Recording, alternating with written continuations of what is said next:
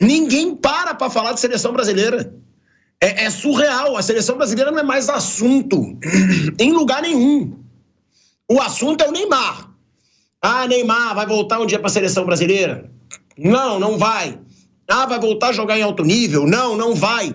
Seleção, ela não é mais tema. É surreal.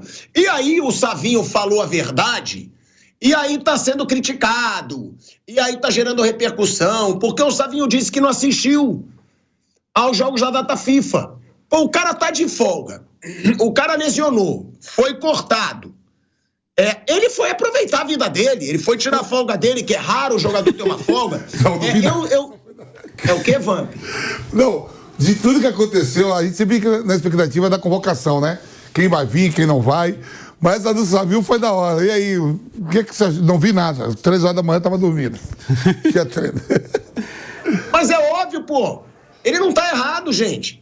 O jogo lá é 3 horas da manhã. É porque hoje tudo se valoriza para tentar criticar, para tentar gerar clique, como diz muito Mauro César Pereira aqui no programa. É porque qual é a culpa do jogador dele dormir às 3 horas da manhã, gente? Ele tá em recuperação, porque ele estava lesionado. Ele tem que ir pro clube cedo. Ele tem que fazer tratamento. Se fosse a Copa do Mundo, se fosse uma Copa América, uns joguinhos de bosta das eliminatórias, que realmente foram uma bosta, ele não deve ter se arrependido. Se você se arrependeu, Savinho, eu te digo, não se arrependa. O jogo foi uma bosta, você não perdeu nada. Os jogos que você falou que você não assistiu, você não ia aprender nada, você não ia ver a tática do treinador, você não ia pegar nenhuma noção do que você precisaria fazer agora. Então fica tranquilo, não perdeu nada. Só que aí vira uma repercussão, né, Mauro? Quando o jogador mora em outro país, quando o fuso horário tá muito tarde, e o cara tem que fazer recuperação dele no dia seguinte cedo. Eu achei covardia com o Savinho. Você concordou, Mauro, com as críticas? Nem vi crítica pro Savinho, sinceramente, eu ignoro isso totalmente. Não perco um segundo do meu tempo, Thiago, vendo o que os caras falam do Savinho, que se dane, todas as malas sem alça. Eu também, se tivesse no lugar dele, não ia ver um negócio desse de jeito nenhum, ia procurar o que fazer, coisa melhor. Dormir, por exemplo, né? Como você falou, com o fuso horário, eu estaria dormindo já há muito tempo. Até porque no dia seguinte ele tem que acordar cedo, fazer tratamento, fazer recuperação. O cara tem os compromissos dele, não é assim que funciona? O jogador está machucado, fica de madrugada em casa. Não, tem que acordar, fazer tratamento, vai no clube, o profissional está lá esperando ele. Que se dane, jogo da seleção. Quando estiver jogando é importante, não está jogando, não perdeu nada. E isso é falta de assunto, gente querendo aí encher o saco, umas malas sem alça aí. Eu nem sabia que tinham criticado ele, porque nem me preocupo em ver isso. Não, quando ele fala assim, a crítica, mano, os caras estavam falando, se o Dorival pega o Savinho e fala, vem cá, o último jogo contra o Paraguai, eu não gostei da performance, como foi assim, você viu o jogo, o Savinho falou assim, eu falei, não vi. Não vi, eu tinha mais o que fazer do que ver essa porcaria desse jogo. Ele foi uma porcaria, péssimo jogo, pessimamente mal treinado da seleção, entendeu? Agora a culpa é do Savinho, o problema é do Dorival, não do Savinho, quem tem que resolver é o Dorival, não é o Savinho. Ô, Mauro César Pereira, se seleção brasileira é um assunto desanimador pra mim, que sempre tento ser eufórico, pra você te deixa louco o assunto de seleção brasileira. É insuportável, coisa insuportável. Depois do jogo não dá pra falar alguma coisa, porque você tem um jogo pra falar mal, né? Ultimamente mal, não tem como falar bem. Mas antes do jogo não tem nada para falar. Eu fico vendo aqui, tá vendo aqui agora, nos sites, os colegas, não, porque com o Hendrick, com o Jesus vai melhorar, não sei o quê, é tudo chute. Vai melhorar o quê, amigo? Como é que você sabe que vai melhorar? Não vai melhorar nada. É tentativa e erro. Você coloca um jogador e torce para ele estar iluminado no dia e fazer um gol. É isso, não tem sistema, não tem uma linha de trabalho, não tem nada. O Dorival está batendo cabeça. O Dorival na seleção já é uma coisa meio forçada, né? Um cara legal, gente boa, não é um mau treinador, é um bom treinador, mas seleção é um nível de exigência mais alto, é um outro tipo de trabalho, você tem que ser um bom selecionador, treinar em pouco tempo, resolver as coisas rapidamente, né? Coisa que o Tite, por exemplo, na Copa do Mundo não soube fazer, né? Trocar rápido, substituir rápido, agir com rapidez. Então, vai empurrando com a barriga. A seleção brasileira está lutando para se classificar, gente. Numa eliminatória classifica 7 seleções, até 7, né, para a Copa do Mundo, tem 10. 2 são essas que o Brasil vai enfrentar, Chile e Peru, virtualmente eliminadas desde o começo, péssimas, né? Então você fica com 8. Então o Brasil briga para não ser o 8º. Essa é a realidade atual. O Brasil briga para não ser o 8º, para não ficar fora. O Chile está tão ruim que os jogadores veteranos estão brigando porque não estão sendo convocados. O Vidal falou, por que não chamou eu, não chamou o Isla, não chamou o Bagui? Perderam para a Bolívia em casa, né? A Bolívia não vencia um jogo fora da Bolívia desde 1993 por eliminatórias. E o Chile... e o Chile perdeu da Bolívia lá em Santiago. Estamos aqui que nem a seleção, né? Bom, então eu vou chamar para cá o assunto, até a gente dar o jeitinho, porque é o que eu falo, né? Porque realmente eu sou eufórico, eu sou um cara que eu tento mesmo jogar sempre pro alto, pra gente transformar isso aqui numa zoeira mesmo, num show, numa brincadeira, e que a gente traz informação, que a gente traz debate. Mas não tem, gente. Não tem. É assim, é insuportável ver que a gente chegou numa fase em que a seleção brasileira virou uma obrigação. Não tem aquela música, Copa do Brasil, Libertadores, é obrigação, não é mole não, agora o brasileiro é obrigação. Pra gente virou obrigação falar da seleção brasileira, até porque não tem nada, né? Não tem nada acontecendo. Tem que falar de uma seleção que ninguém joga bem, que o treinador não faz o time jogar, que não encanta ninguém, que não dá esperança pra ninguém. Foi o que o Mauro falou, ninguém nem pensa em ver uma evolução dessa seleção brasileira, pô. Você só pensa assim, joga em algum jogador, talvez ele vá decidir o jogo. E aí, Bruninho, uma pergunta que eu te faço, tá? Uma pergunta que eu faço pra você e que eu já imagino a resposta. Tem algum jeito, Bruno, pra seleção brasileira voltar a pelo menos jogar futebol? Eu não digo vencer não, tá? Mas jogar futebol. E aí também eu não posso ser injusto. Porque quando eu digo voltar a jogar futebol... Eu acho que a gente tem que ir muito lá atrás, tá? Muito lá atrás. Porque 94 também não encantava, mas ganhou. 2002 mesmo. Respeitando o meu amigo velho Vamp, que eu amo de paixão. Ganhou, mas muito jogo ficou devendo. Aí é pela individualidade do Rivaldo, do Ronaldinho Gaúcho, do Ronaldo. Principalmente Ronaldo e Rivaldo. Ronaldinho Gaúcho foi mais contra a Inglaterra. Porque jogo bom de seleção brasileira, de você falar, porra, essa seleção encanta. Não sei se vocês vão concordar, o Vamp e o Mauro, principalmente, que viram, eu não vi, é a de 82, né? Que não ganhou, que dizem, jogava bola. Tem algum otimismo ou sempre a partir de agora eu vou me aposentar um dia sem ver o Brasil jogar bem? Vendo sempre essa bosta, essas bostas de jogo que a gente vê.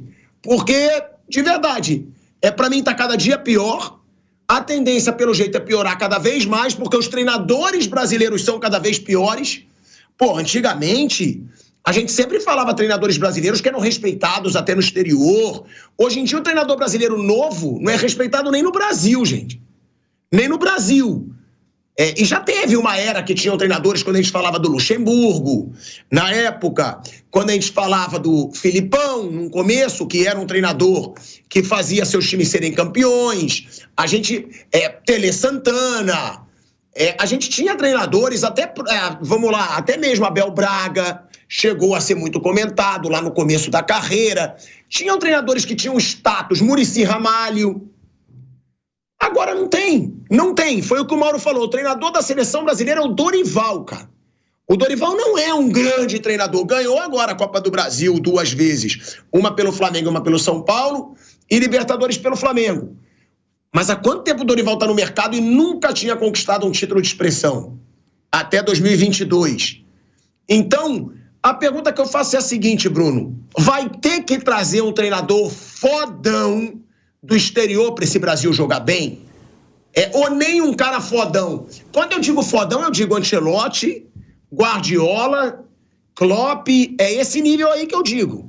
Vocês acham que é possível um dia? E outra, vocês acham que chegou a hora de mudar? De botar logo um estrangeiro para comandar a seleção brasileira diante de tanto fiasco recente? Bom, eu acho que isso vai acabar acontecendo em algum momento. Não sei se vai conseguir esses aí, né?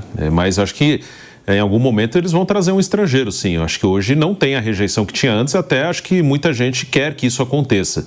Então, não sei se vai ser desse nível. O Klopp hoje, inclusive, foi anunciado como novo diretor esportivo da Red Bull. Assim, ele vai ser o comandante do futebol dos todos os times da Red Bull, inclusive do Bragantino aqui. Claro que ele não vai ficar aqui, ele é um consultor do Leipzig, Salzburg, Bragantino, New York City, todo mundo, né? Ele vai ser, não, New York City é do Grupo City, tem o New York e Red Bulls, né? Tem os 2 times de Nova York, um do Grupo City, outro da Red Bull. Ele vai ser o diretor esportivo geral do grupo, né? Do futebol do Grupo Red Bull. Então, nem sei se ele vai voltar a trabalhar como treinador, né? Ele deixou isso sempre aberto desde que ele saiu do Liverpool, se ele voltaria ou não, e agora ele está assumindo um cargo de direção.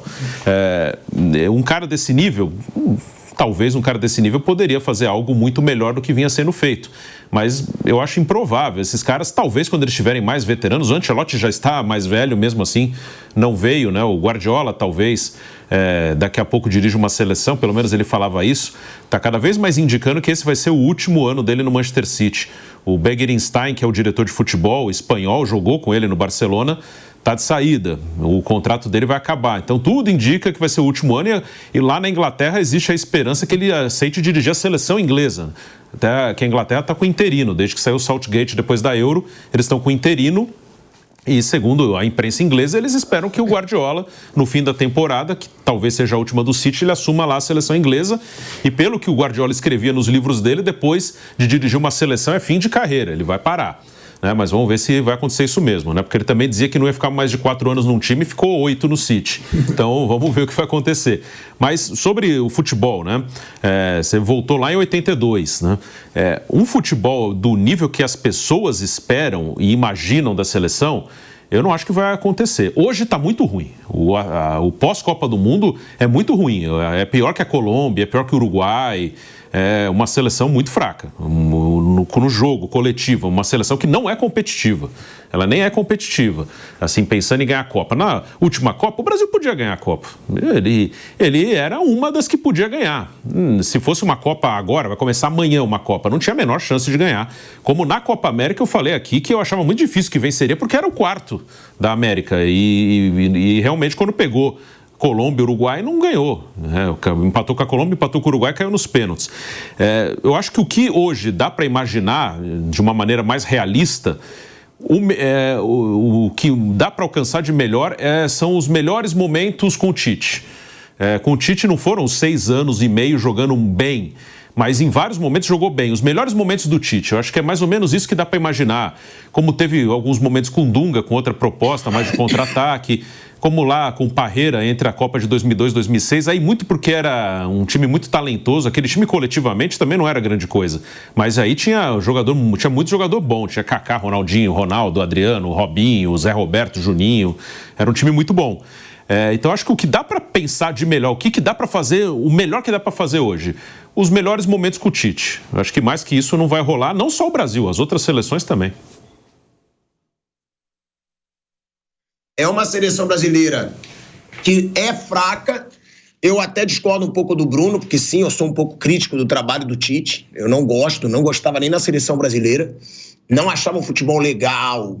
Não falava, nossa, eu adoro ver jogo da seleção brasileira com o Tite. Mas aí eu faço uma pergunta para o Mauro, que também acompanha muito o futebol inglês, né?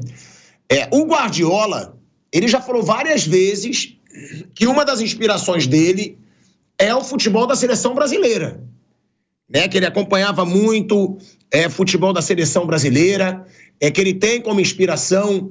Aí eu faço uma pergunta, dinheiro a CBF tem muito. E aí eu não sei se eu estou falando besteira, pode ter até parecido com a Federação Inglesa, porque quem toca campeonato lá é a Liga, não é a FA, né? Que aqui a CBF organiza o Brasileirão, ela ganha em cima do campeonato nacional também. A CBF tem muito dinheiro. E quando a CBF negocia, ela negocia em dólar. Ela vai jogar em Dubai, ela vai jogar em Singapura, ela vai jogar no Catar, ela vai jogar no raio que o parta, tudo para ganhar dinheiro. Aí a pergunta que eu faço, Mauro, será que o Guardiola não preferiria até trabalhar numa seleção brasileira que tem um estilo de jogo mais parecido com o que ele gosta, o estilo de jogadores, do que na seleção inglesa ou não?